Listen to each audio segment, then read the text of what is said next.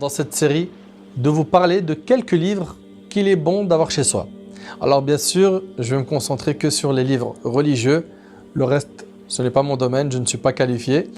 Mais je vais vous parler, Inch'Allah, de quelques livres qu'il est bon d'avoir chez soi. Les gens se demandent souvent quel livre faut-il avoir à la maison. Alors ici, je vais m'adresser principalement au public francophone. Au public francophone. Pourquoi? Parce que le public arabophone ont le choix. Ils ont le choix, contrairement aux francophones qui sont très limités dans l'accès des livres. À tous ceux et celles qui veulent la science, qu'ils apprennent l'arabe. Je vais vous donner une liste de livres, mais sachez que ça ne suffit pas pour apprendre la science religieuse. La science religieuse, il lui faut la langue arabe. Il faut étudier la science religieuse en arabe. Et donc, ce que vous allez avoir en fait comme liste de livres, c'est en réalité des pansements pour des personnes qui ont besoin d'une opération. À tous ceux et celles qui veulent la science, qu'ils apprennent la langue arabe. Je vais vous donner une liste, comme je vous l'ai dit, de livres en français qu'il est bon d'avoir chez soi. Mais si vous voulez apprendre la religion, il vous faut impérativement la langue arabe. Tant que vous n'avez pas la langue arabe, vous avez un grand manque dans votre vie. Pourquoi? Parce qu'avec la langue arabe, tu pourras lire dans les sources, tu pourras vérifier des sources, tu pourras évoluer spirituellement efficacement. Par contre, en français, quand on apprend, il y a plusieurs problèmes. Il y a le problème des traductions, il y a le problème qu'il manque dans les livres de hadith les explications, les commentaires. Également, si tu achètes le Coran et que tu le lis en français, sans tafsir, sans l'exégèse, c'est très compliqué. Bien qu'il y en ait quelques-uns en français, en tout cas, tu es très limité. Comprends qu'apprendre la religion en français, c'est être très limité. Et tu dépendras toujours des gens. Tu seras toujours là à dire, excuse-moi, pour cette question-là, c'est quoi la réponse? Excuse-moi, je veux savoir en fait, par rapport à ça, j'ai entendu plein d'avis, c'est lequel qu'il faut que je suive.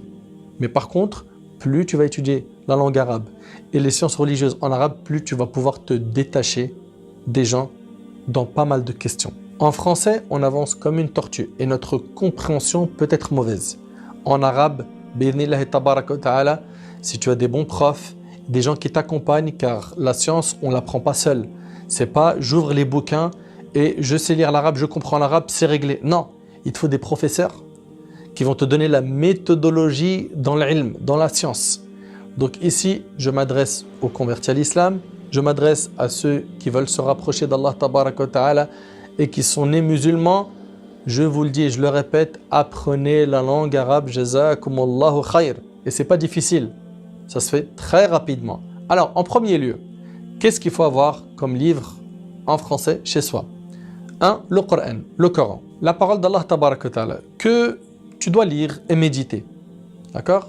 Lire et méditer afin de pouvoir perfectionner ta relation avec Allah tabaraka wa ta'ala et lui obéir et te soumettre pleinement à lui. Également, le livre de l'imam al-Nawawi qui s'appelle At-Tibyan.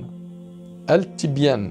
Également, toute la série du Cheikh Farid al-Ansari, rahimahullah. Le bonheur dans la pratique du Coran. L'esthétique de l'islam. C'est clair? Ensuite, concernant le tafsir, l'exégèse du Coran. Alors, en français, je vous le dis, je le répète, vous êtes limité. Vous avez Tafsir Ibn Kathir, qui est en 4 volumes de l'édition An-Nour. C'est un très bon livre, mais il est très poussé. Et pour un débutant, je vous conseille plutôt le tafsir de Cheikh As-Sa'di, rahimahullah, qui fait 2 volumes, et il est de l'édition Sana. Également, la partie Amma et Tabarak, édition Al-Bidar, Cheikh As-Sa'di. On a également les circonstances de la révélation de l'imam As-Suyuti, édition Risala. Ça, c'est donc concernant le tafsir du Coran et des causes des révélations des versets. Ensuite, la croyance. Comprendre les noms d'Allah de Cheikh Abdelrazak Al-Badr, de l'édition Al-Hadith. On a également le commentaire des leçons importantes de la communauté de Cheikh Ibn Baz, rahimahullah, commenté par Abdelrazak Al-Badr. On a également la voix du musulman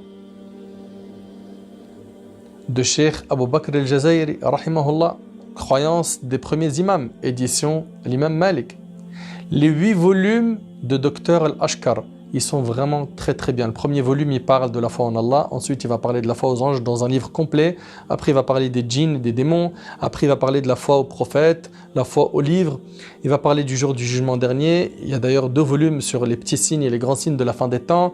Il va parler aussi dans un volume sur la foi au destin. C'est vraiment une série qui est très riche. Les 8 volumes de Dr Al-Ashkar, ils sont vraiment magnifiques. Ils existent en arabe et en français. Également, la foi des éditions Al-Bayyina. Ensuite, il y a des thèmes généraux comme Connaître l'islam de Ali Tantawi. C'est un très bon livre pour ceux qui viennent se convertir à l'islam. Le guide du converti de Cheikh Bahman. C'est un bon livre également pour les convertis. Un très bon livre. Également, Réflexion sur la création de l'imam Ibn al-Qayyim. Pareil, édition Dar el-Muslim. On a également les assises du mois du Ramadan de Cheikh Al-Uthaymin, rahimahullah, édition Al-Bayyina. On a également la biographie de Fatima Az-Zahra, radiyallahu anha. Ensuite, la Sira, la biographie du prophète sallam. On a Muhammad, messager d'Allah, édition universelle, d'Abul Hassan Ali Al-Nadawi, rahimahullah. Également, la vie des prophètes, d'Abul Hassan Ali Al-Nadawi, rahimahullah. Il y a également le Nectar cacheté, édition Nour. Également, la vie des prophètes de l'imam Ibn Kathir, rahimahullah, et aussi Ainsi était le messager d'Allah de l'imam At-Tirmidhi. Au niveau du hadith, les hadiths, ce sont donc les paroles du prophète sallallahu alayhi wa sallam, l'incontournable Riyad al-Salihin, le jardin des vertueux. Celui-là, il existe avec son commentaire. Son commentaire est vraiment très résumé, très simplifié. Quoi qu'il en soit, quand il s'agit des hadiths du prophète sallallahu alayhi wa sallam, prenez toujours le commentaire des savants pour pouvoir comprendre la parole du prophète sallallahu alayhi wa sallam. Vous avez également le livre Al-Adab al-Mufrad de l'imam Al-Bukhari. Vous avez également les branches de la foi de l'imam Al-Bayhaqi, également les 40 hadiths de l'imam An-Nawawi, rahimahullah. Vous avez aussi Bulugh al-Maram. Tous ces livres-là, il vous faudra des commentaires pour pouvoir bien les comprendre. Il y a également l'authentique de l'imam Al-Bukhari, l'authentique de l'imam Muslim et d'autres livres de hadith. Ces livres-là, Allah barik fikum. Il vous faut impérativement l'explication des hadiths pour pouvoir bien les comprendre. Ensuite, histoire générale.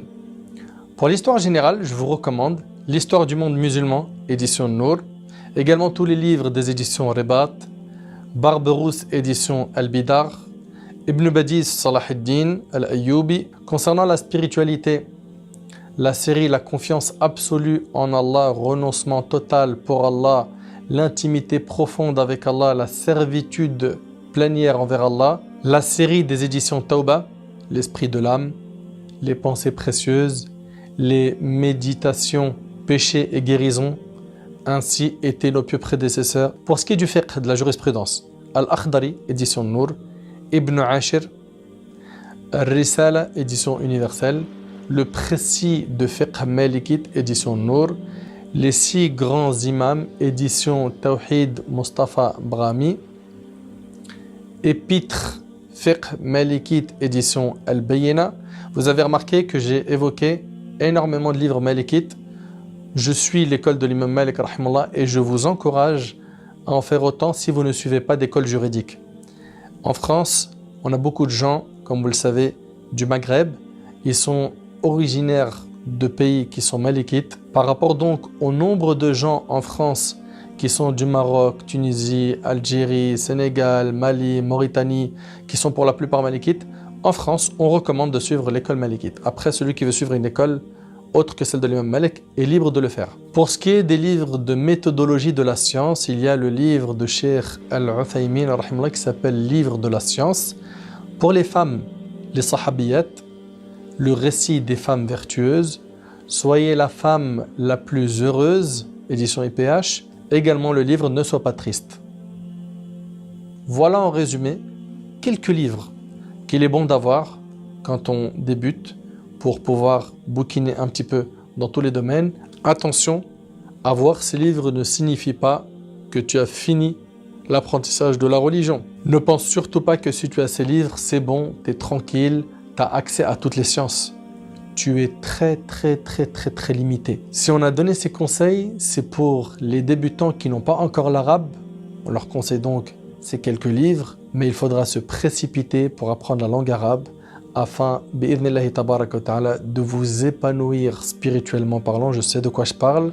Je me rappelle à une époque, on lisait pas du tout l'arabe et on le comprenait pas. Grâce à Allah tabaraka wa ta'ala, aujourd'hui, on lit l'arabe et on comprend l'arabe. Et c'est une ni'ma. Wallahi, c'est un très grand bienfait. Juste ouvrir un livre en arabe et te ressourcer, t'augmente ta foi. Tu augmentes tes connaissances. Et surtout, tu peux faire beaucoup de recherches sans fatiguer les imams, les prêcheurs, les savants sur beaucoup de questions. Je ne suis pas en train de dire que tu es 100% autonome, tu auras toujours besoin de quelqu'un au-dessus de toi, mais tu pourras, bi'idhnillah, vérifier pas mal de sources et répondre à pas mal de tes questions tout seul. Qu'Allah Azza wa Jal nous facilite d'apprendre la science utile, qu'Allah Azza wa Jal nous enseigne sa religion, qu'Allah Tabaraka wa Ta'ala vous préserve.